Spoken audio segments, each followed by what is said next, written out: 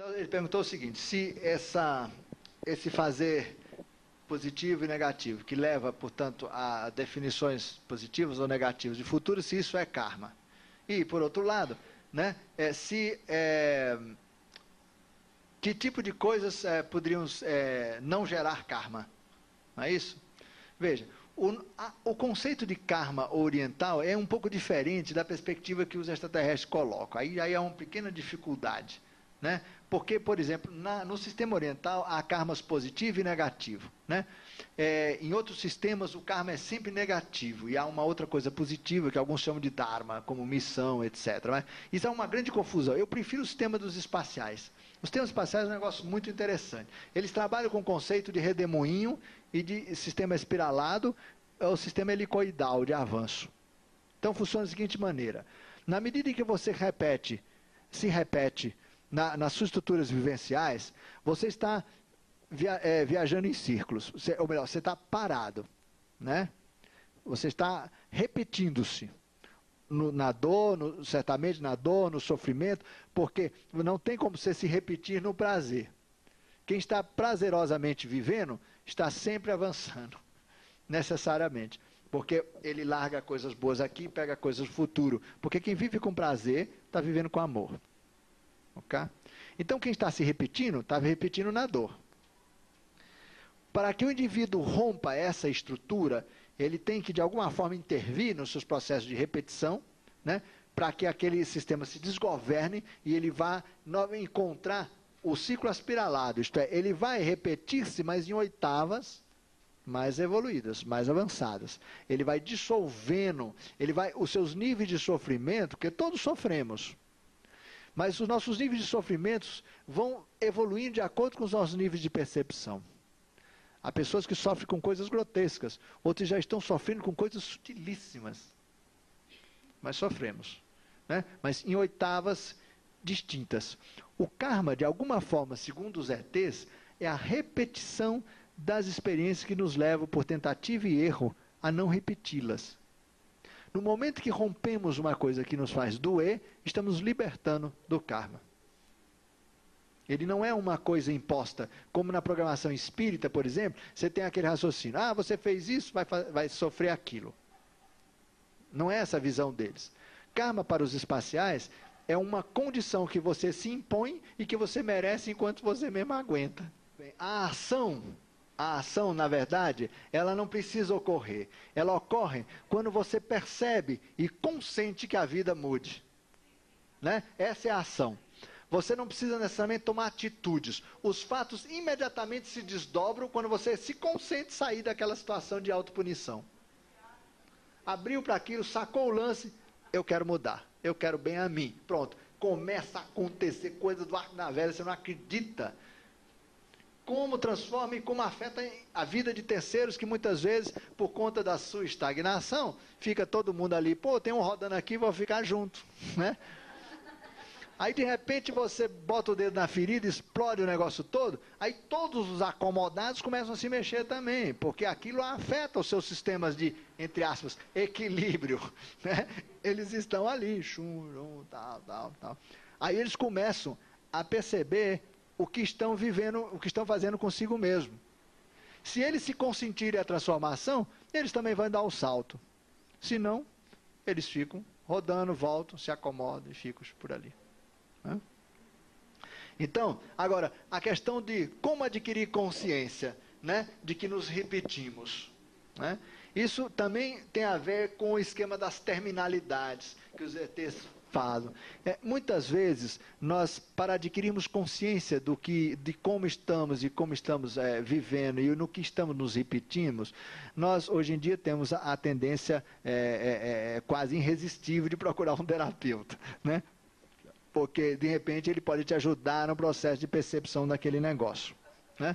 Mas nós acreditamos também nas coisas chamadas atividades terapêuticas, que exercem a mesma função, só que nós não acreditamos muito nisso. Mas veja bem, quando você está numa interação com um terapeuta, com todo o conhecimento que ele tem na condução do processo, você está se relacionando dentro de um plano de afeto, ainda que numa relação que é um profissional para um cliente, um paciente, né? De qualquer forma, você está exercendo uma atividade amorosa consigo mesmo, se abrindo, querendo se construir, falando. Você, de alguma forma, está exercendo uma atividade amorosa. Aquilo é que está determinando realmente o movimento curativo. Não é. E se ajudando, se dando oportunidade, até o ato de procurar o terapeuta já é um processo interessante, muito bom.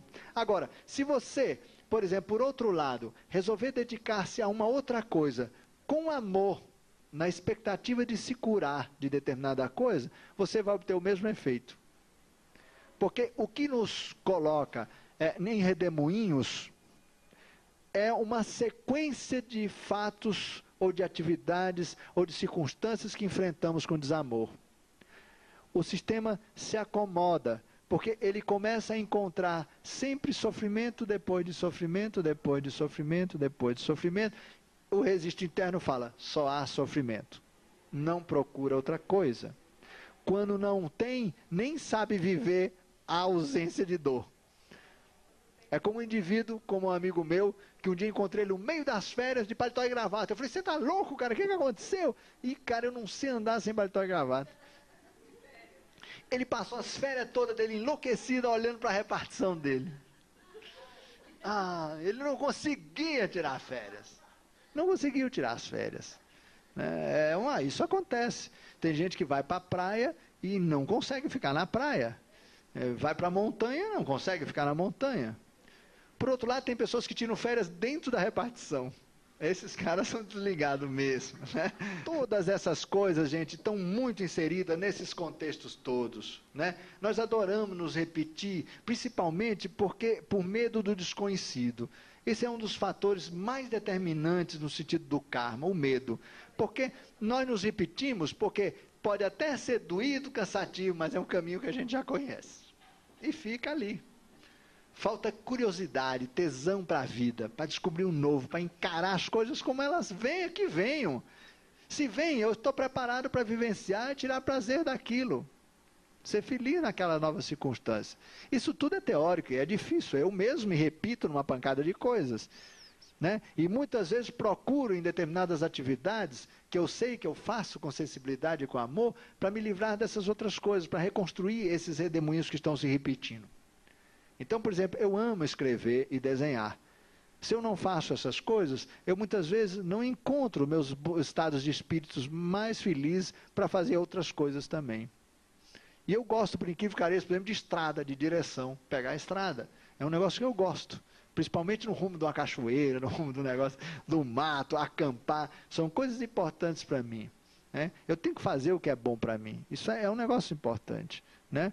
E se não exerço essas coisas que gosto, não estou gostando de mim, não as faço com amor, com alegria, se vivo, por exemplo, de coisas que me trazem de sabores, temos que alterar essas programações. Aguentamos a vida inteira um emprego estável para ter uma aposentadoria estável, e você fala, e aí? Por que eu fiz isso comigo? Que medão, gente, da aventura. Né? É difícil, Você vai encontrar desafios completamente novos. Você vai se encontrar com outro universo de pessoas com as quais você antes não se relacionava. Porque nós atraímos grupos de afins. Se nós estamos acomodados, atraímos um tipo de pessoa. Se mudamos, imediatamente nossos ciclos de relações se alteram. Só permanece conosco aqueles que estão se alterando junto, estão crescendo junto e assim por diante. Quando isso ocorre numa relação de dois, por exemplo, um avança, o outro fica, dança o casamento. Pois não. Legal, vamos mudar a fita. A associação, vamos dizer, de ideias, sentimentos com coisas. Então, por exemplo, se vivemos no passado uma circunstância muito feliz, num determinado lugar, ou dentro de uma determinada circunstância, ou com determinada pessoa, nós transferimos para essas coisas, circunstâncias, esse modelo de, enfim, de local, ou a coisas e objetos, aquela sensação, nós tendemos a ficar prisioneiros daquelas coisas. Né? Por exemplo, você está passando numa rua. Num passado remoto, você teve um momento de intensa felicidade e isso aconteceu na frente de uma grande casa rosada. Toda vez que você passa numa cidade ou outra no futuro, diante de uma casa rosada, aquilo lembra, relaciona você àquele negócio no passado. Aí você começa a depender de estabelecer relações com coisas rosadas para garantir o bem-estar que aquela lembrança do passado te trazia. Isso é ficar prisioneiro dessas coisas. Você tem que perceber o sentimento sem as associações com coisas e circunstâncias aonde você viveu aquilo. Senão você fica prisioneiro das coisas. Por isso muitas pessoas querem coisas para ser felizes, na expectativa de tendo certas coisas, de certa cor, dessa maneira ou daquela. Como, por exemplo, mania excessiva por móveis antigos, ou por, enfim, ou por determinados tipos de casa. Todas essas coisas estão, na verdade, ligadas a fatos extraordinários legais do passado. E na tentativa de trazer essas coisas, imagina-se que possam viver as sensações e sentimentos que se viveu naquele tempo. Eu não estou falando aqui, por exemplo, de interesse estético, de design. Isso é uma outra coisa. O sujeito pode ter gosto e sensibilidade para coisas do passado de uma perspectiva estética. Mas nós temos que ser contemporâneos do nosso tempo. Aí é que está o equilíbrio. Não é ficando prisioneiro disso. Há colecionadores e estudiosos de coisas antigas, mas o fazem de uma certa distância. Eles não dependem daquilo para serem felizes. Aquilo não os traz recordações. Ele é apenas um sujeito que, no seu tempo de modernidade, contemporâneo, e, portanto, tem uma perspectiva estética apurada para aquela etapa da história, onde, através dos móveis, por exemplo, ele estuda e desenvolve sua sensibilidade estética. Isso é outra coisa. E, então, nós precisamos dissociar os lugares do que vivemos nesses lugares. Eventualmente, até das circunstâncias também. Ficamos prisioneiros do teatro, do palco, e não dos sentimentos que vivemos ali. Às vezes ficamos prisioneiros das pessoas com quem vivemos esses sentimentos. Quando o que é importante são os sentimentos vividos.